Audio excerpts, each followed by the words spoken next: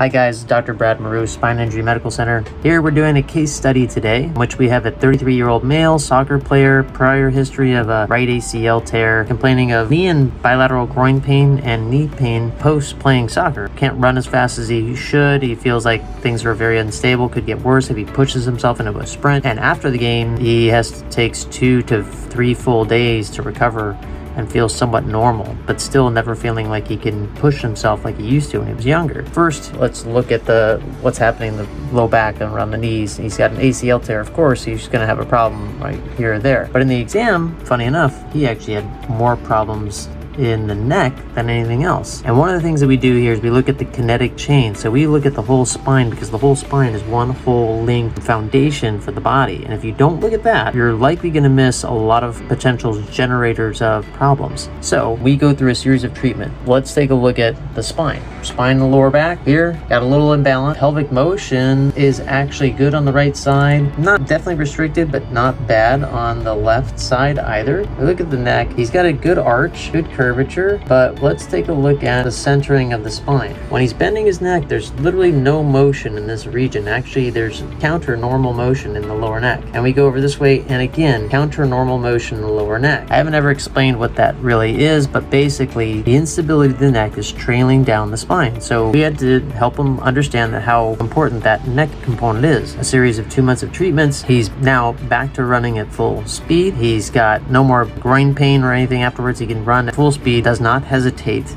to run, does not hesitate to attack the ball anymore, and feels like he's got more flexibility, more endurance, more energy, and he's doing moves. More importantly, he's doing moves that were very difficult for him before, and now they're coming with ease. Big difference. So for those of you that are with sports injuries and they're not resolving, or they're just chronic and recurring, if you're not looking at the whole kinetic chain, you're missing the picture. That's about it. Thanks for listening, guys.